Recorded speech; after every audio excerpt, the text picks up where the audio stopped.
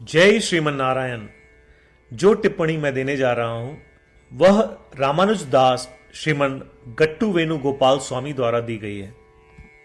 अध्याय 11 विश्व रूप संदर्शन योग श्लोक 5।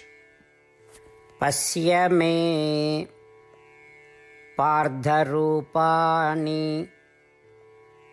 शतशोध सहस्रशः नानाविधानि दिव्यानि नानावर्ण आकृतीनि च।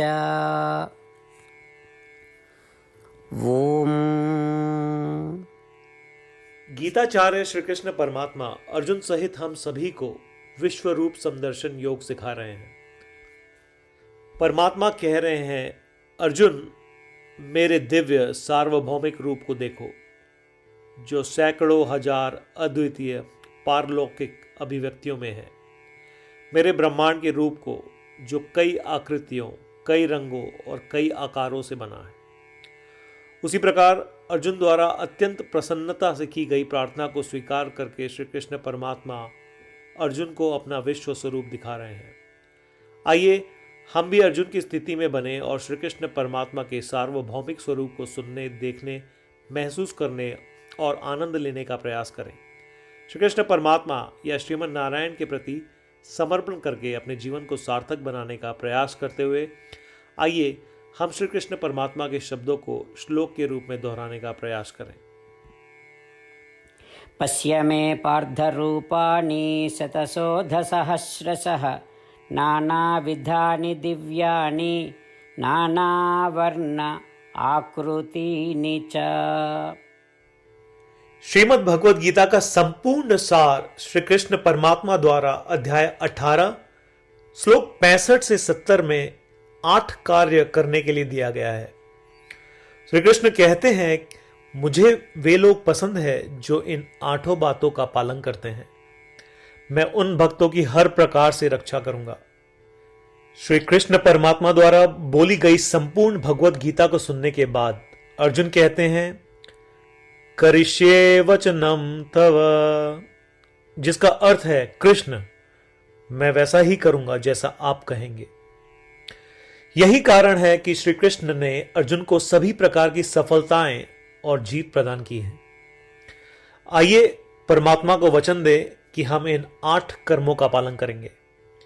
ऐसी कोई पूजा, तप या यज्ञ नहीं है जो परमात्मा को यह शब्द देने से बढ़कर हो। मैं कहूंगा कि ये 8 प्रतिज्ञाएं हमें करनी चाहिए। कृपया आप सभी इन्हें अपने दिल और दिमाग में सोचें। इस प्रकार श्री कृष्ण को अपना वचन देते हुए आइए हम सभी श्री कृष्ण के सुंदर चेहरे को खुशी से चमकते हुए देखें और आनंद का अनुभव करें। जय श्रीमन नारायण। ये है हमारे 8 वचन। हमारा पहला वचन, हे श्रीमन नारायण, जैसा आपने निर्देश दिया मैं हमेशा आपका ध्यान करूंगा और आपके बारे में सोचूंगा। हमारा दूसरा वचन, हे श्रीमन नारायण, जैसा कि आपने सलाह दी मैं हमेशा आपका भक्त रहूंगा। हमारा तीसरा वचन, हे श्रीमन नारायण, मैं अपने सभी कार्य आपकी सेवा के रूप में और आपकी संतुष्टि के लिए करूंगा। हमारा चौथा वचन, हे श्रीमन नारायण, जैसा कि आपने अनुसरण करने के लिए कहा था, मुझे पूरा विश्वास है कि मैं आपका हूं और मैं हमेशा अपने हाथ जोड़ूंगा और आपको नमस्कार करूंगा। हमारा पांचवा वचन, हे श्रीमन नारायण, मुझे आपके शब्द मामेकम शरणम व्रज याद आते हैं, जो आपने सिर्फ और सिर्फ आपको ही समर्पण करने को कहा था। श्रीमन नारायण, मैं केवल आपके प्रति समर्पण करता हूं। हमारा छठा वचन, हे श्रीमन नारायण, मुझे आपके शब्द मां शुचः याद आते हैं कि आप हमें शोक न करने का आश्वासन दे रहे हैं। मैं अब शोक नहीं करूंगा। हमारा 7वां वचन। हे श्रीमन नारायण, आपने हमारे लिए श्रीमद् भगवत गीता देकर हम सभी पर कृपा की है और आशीर्वाद दिया है। मैं कम से कम एक श्लोक पढ़ने या सुनने का वादा करता हूं। हमारा 8वां वचन। हे श्रीमन नारायण, आपने सारी मानवता को गीता प्रदान की। मैं गीता में आपके दिव्य शब्दों को उन भक्तों तक फैलाने का प्रयास करूंगा जो गीता से अपरिचित हैं। हमने अभी अभी परमात्मा को 8 वचन दिए हैं। प्रतिदिन श्रीमन नारायण को यह वचन देना कि हम वैसा ही करेंगे जैसा वे कहेंगे, अपने आप में एक महान पूजा है। आइए हम उसे अपने अटल विश्वास के साथ अपना वचन दें। श्रीमन नारायण करिष्ये वचनम तव, जिसका अर्थ है, श्रीमन नारायण, मैं आपके निर्देशों के अनुसार कार्य करूंगा। सर्वम श्री कृष्णार्पणमस्तु। जय श्रीमन नारायण।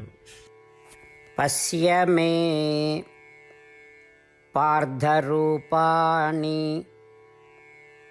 शतशोध सहस्रशः नानाविधानि दिव्यानि नानावर्ण आकृतीनि च।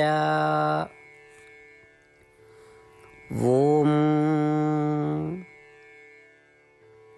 पश्य मे पार्थरूपाणि शतशोधसहस्रशः नानाविधानि दिव्यानि नानावर्ण आकृतीनि च।